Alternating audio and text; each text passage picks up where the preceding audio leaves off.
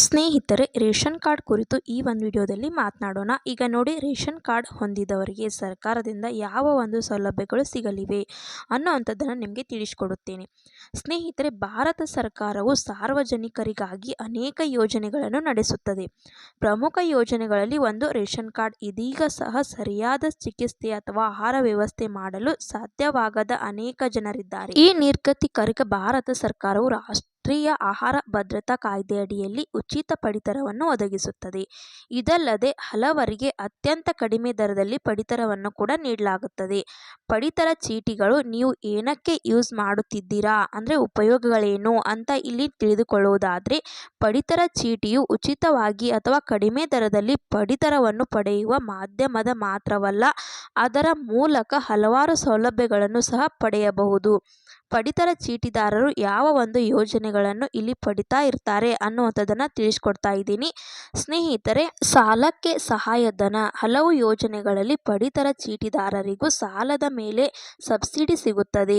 ವಿಮಾ ಯೋಜನೆ. ಕೆಲವು ರಾಜ್ಯಗಳಲ್ಲಿ ಪಡಿತರ ಚೀಟಿ ಹೊಂದಿರುವವರು ಆರೋಗ್ಯ ವಿಮೆಯ ಪ್ರಯೋಜನಗಳನ್ನು ಸಹ ಪಡಿತಾ ಇರ್ತಾರೆ. ಭಾರತದಲ್ಲಿ ಹಲವಾರು ರೀತಿಯ ಪಡಿತರ ಚೀಟಿಗಳಿವೆ. ಶಿಕ್ಷಣಕ್ಕೆ ನೆರವು. ಪಡಿತರ ಚೀಟಿದಾರನ ಮಕ್ಕಳ ಶಿಕ್ಷಣಕ್ಕೆ ನೆರವು ನೀಡುವ ಮೂಲಕ ಯೋಜನೆಗಳಿವೆ. ಪಡಿತರ ಚೀಟಿಯ ವಿಧಗಳು ಮತ್ತು ಅರ್ಹತೆ. ಭಾರತದಲ್ಲಿ ಹಲವಾರು ರೀತಿಯ ಪಡಿತರ ಚೀಟಿಗಳಿವೆ. ಇವುಗಳನ್ನು ಜನರ ಅಗತ್ಯತೆಗಳು ಮತ್ತು ಆದಾಯದ ಆಧಾರದ ಮೇಲೆ ತಯಾರಿಸಲಾಗುತ್ತದೆ.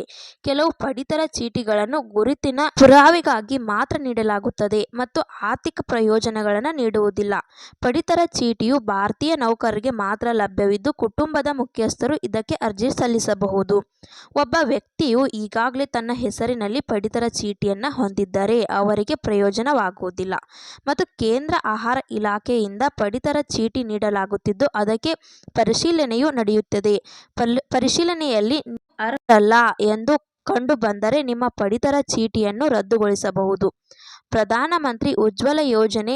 ಯಾರಾದರೂ ಗ್ಯಾಸ್ ಸಿಲಿಂಡರ್ ಸಂಪರ್ಕವನ್ನು ಹೊಂದಿದ್ದಲ್ಲಿದ್ದರೆ ಅವರು ಪಡಿತರ ಚೀಟಿಯನ್ನು ಬಳಸಿಕೊಂಡು ಈ ಯೋಜನೆ ಅಡಿಯಲ್ಲಿ ಉಚಿತ ಗ್ಯಾಸ್ ಸಿಲಿಂಡರ್ನ ಪಡೆಯಬಹುದಾಗಿದೆ. ಮತ್ತು ಪ್ರಧಾನಮಂತ್ರಿ ವಿಶ್ವಕರ್ಮ ಯೋಜನೆಯ ಕೌಶಲಕರ್ಮಿಗಳು ಮತ್ತು ಕುಶಲಕರ್ಮಿಗಳು ಪಡಿತರ ಚೀಟಿಯ ಮೂಲಕ ಈ ಯೋಜನೆಯ ಪ್ರಯೋಜನವನ್ನು ಪಡೆಯಬಹುದು.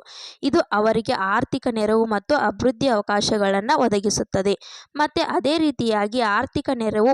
ಪಡಿತರ ಚೀಟಿದಾರರಿಗೆ ಶಾಶ್ವತ ಮನೆ ನಿರ್ಮಿಸಿಕೊಳ್ಳಲು ಆರ್ಥಿಕ ನೆರವು ನೀಡಲಾಗಿದ್ದು, ಇದು ಅವರ ವಸತಿ ಪರಿಸ್ಥಿತಿಗಳನ್ನು ಸುಧಾರಿಸಲು ಕೂಡ ಸಹಾಯ ಮಾಡುತ್ತದೆ.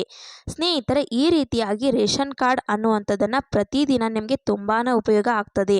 ಸಾಕಷ್ಟು ಯೋಜನೆಗಳಿಗೆ ಉಪಯೋಗ ಆಗಿರುತ್ತದೆ. ಸ್ನೇಹಿತರೆ, ಈಗ ನೀವು ಗೃಹಲಕ್ಷ್ಮಿ ಯೋಜನೆಯ 16ನೇ ಕಂತಿನ ಯಾವಾಗ ಬರುತ್ತೆ ಅಂತ ನೀವೆಲ್ಲರೂ ಕೂಡ ಕಮೆಂಟ್ ಮುಖಾಂತರ ಪ್ರಶ್ನೆಯನ್ನು ಕೇಳ್ತಾ ಇರ್ತೀರಾ.